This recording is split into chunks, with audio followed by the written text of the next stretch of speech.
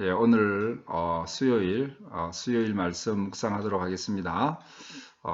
오늘부터는 관계 기술을 개발하라. 예, 이 말씀들은 제가 설교로 교회에서 했던 말씀들인데 다시 한번 우리가 정말 우리 마음판에 새기기 위해서 시리즈로 다시 말씀을 묵상하도록 하겠습니다. 오늘 말씀은 로마서 12장 18절, 히브리서 12장 14절 말씀입니다. 로마서 12장 18절, 할 수 있거든 너희로서는 모든 사람과 더불어 화목하라. 히브리서 12장 14절, 모든 사람과 더불어 화평함과 거룩함을 따르라. 이것이 없이는 아무도 주를 보지 못하리라. 아멘. 예, 기도합니다. 하나님 감사합니다. 오늘 말씀 묵상하면서 우리가 정말 관계를 잘 함으로 인해서 우리 인생이 풍요롭고 행복해질 수 있도록 인도해 주시기를 원합니다. 우리 마음판에 새기게 하시고 우리의 삶에 적용될 수 있도록 인도하여 주시옵소서. 또 말씀을 나의 말씀으로 잘 받고 깨닫게 하여 주시옵소서. 예수님 이름으로 기도드립니다. 아멘. 예, 사랑하는 우리 서수만 기체 여러분, 또 지난 3일간도 주 안에서 평안하셨죠? 예. 예전에 그 TV에서 재밌는 프로그램이 있었습니다. 할아버지가 문제를 내고 할머니가 그 답을 하는 그런 할아버지가 문제를 내면서 우리 관계가 뭐냐라고 물었을 때 할머니가 한참 생각하더만 평생 원수다 이렇게 얘기를 했습니다. 예. 평생 관계가 안 좋았다 이런 말이죠. 예, 우리는 이 관계가 정말 중요한데 그래서 오늘 뭐라고 했습니까? 성경에서는 화목하라. 예. 근데 교회도 별로 화목하지 못해요. 관계의 기술이 없다는 것입니다. 평화와 화목을 누리는 삶을 살아야지만이 진정한 삶의 풍요로움이 있고 행복함이 있는 것입니다. 그래서 오늘부터 관계 기술에 대해서 쭉 말씀을 묵상하겠습니다. 우리 인간 삶의 가장 큰 기쁨과 행복을 주는 것은 사람과의 관계입니다. 그런데 사람과 관계가 그렇게 화목하지 못하는 거죠. 조금 전에도 이야기했지만 부부가 평생 원수가 되고, 예. 그런데 우리 사람들의 가장 큰 열망이 뭐냐, 소망이 뭐냐면은 주변 사람들에게 좋은 사람으로 받아들여지기를 원하는 것입니다. 나를 좋은 사람으로 좀 받아줘. 예? 그리고 내 주변에는 좀 좋은 사람들만 있었으면 좋겠다. 여러분, 내 주변에 좋은 사람만 있어줬으면 좋겠다고 생각하지만은 나는 내 주변에 있는 사람에게 좋은 사람으로 살고 있는가? 예, 그것도 한번 생각해 봐야 되겠죠.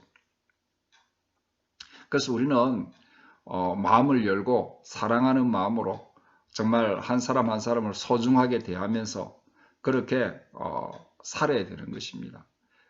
저도 그런 것들을 정말 열심히 공부하고 배우고 또 필요해서 우리 성도들에게 너무 필요하다고 말씀도 전하고 그렇게 하지만 정작 저 자신도 잘하는 사람은 아닙니다. 그런데 세월이 지나면서 그렇게 하고자 하는 노력을 가지고 세월이 지나면서 점점 그런 사람으로 변해가는 것입니다. 그런데 중요한 것은 우리가 좋은 관계를 맺는 법도 좀 배워야 되고 또 갈등이 일어났을 때에 해결하는 법도 좀 배워야 됩니다. 이 인생을 사는 정말 방법을 좀 알아야 된다는 것입니다. 그래서 이제 이 대인관계 기술, 여러분들이 주변 사람과 갈등도 줄이고 좋은 관계를 유지해서 큰 기쁨과 행복이 있는 그런 여러분들의 삶이 되시기를 주님의 이름으로 축복합니다. 첫째, 대인관계의 중요성에 대해서 말씀드리고자 합니다.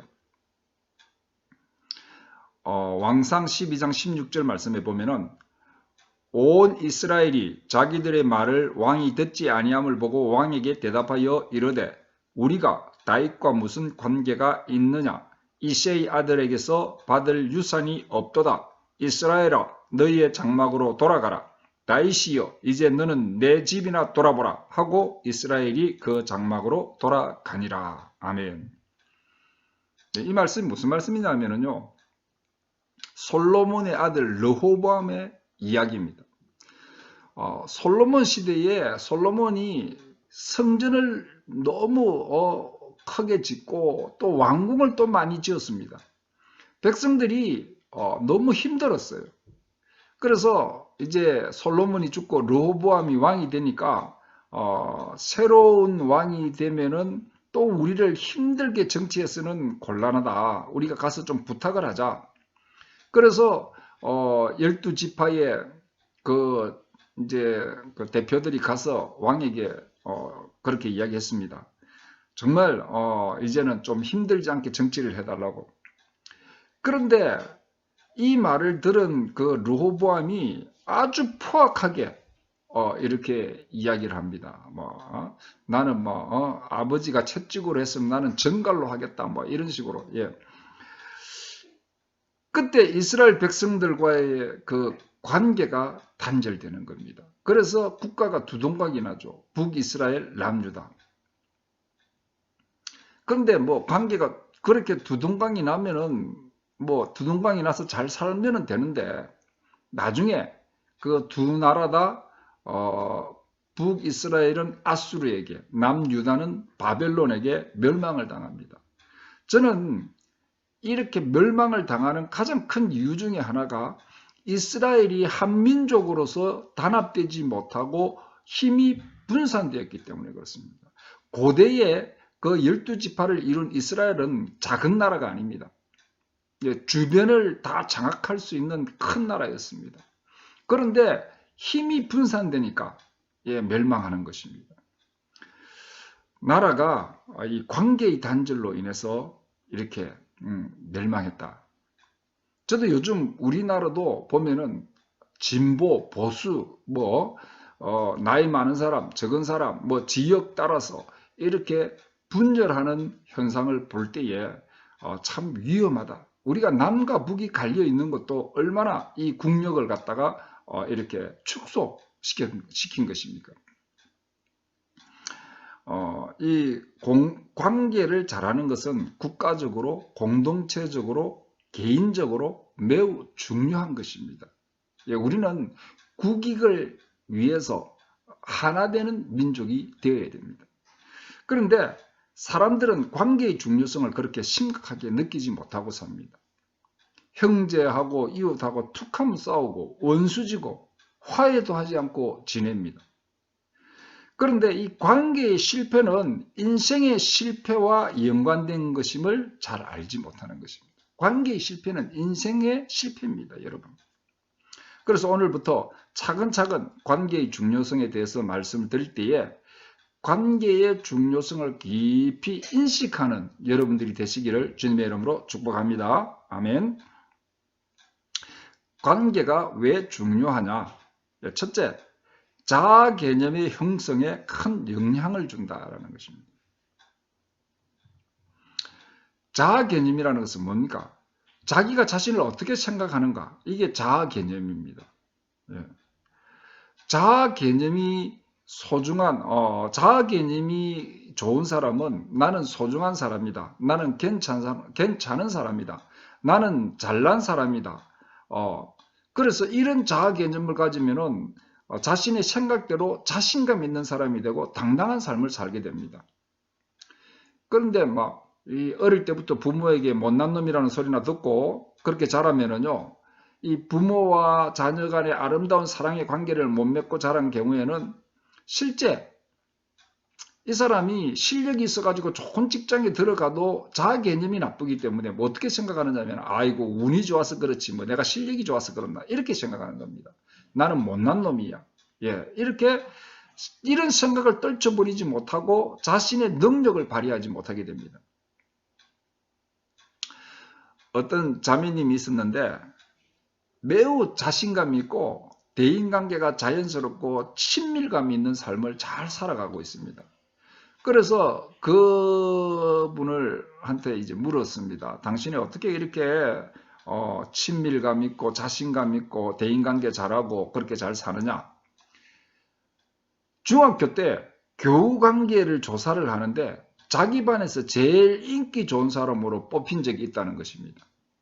그때 그 자매는 모든 사람이 나를 좋아할 것 같다는 자신감이 생긴 겁니다. 야, 모든 사람은 나를 좋아해. 그래서 이 경험을 가지고 자아 개념에 영향을 주어가지고 평생 동안 자신은 이렇게 자신감 있는 좋은 사람으로 사는 것입니다. 그래서 자아 개념은 평생 동안 자신의 인생을 결정하는 데 큰 영향을 준다. 그래서 좋은 관계 속에서 좋은 자아상이 만들어지는 것입니다. 관계를 잘하면 자아 존중감이 높아진다는 것입니다. 그래서 이 관계는 아주 중요한 것입니다. 여러분, 관계 잘하려고 이 관계가 소중하다, 관계를 잘해야 된다라는 그런 개념을 마음속에 가져야 됩니다. 그래서 교회 공동체에서도 그렇고 직장에서도 그렇고 내가 내 일이나 열심히 하고 지나 나나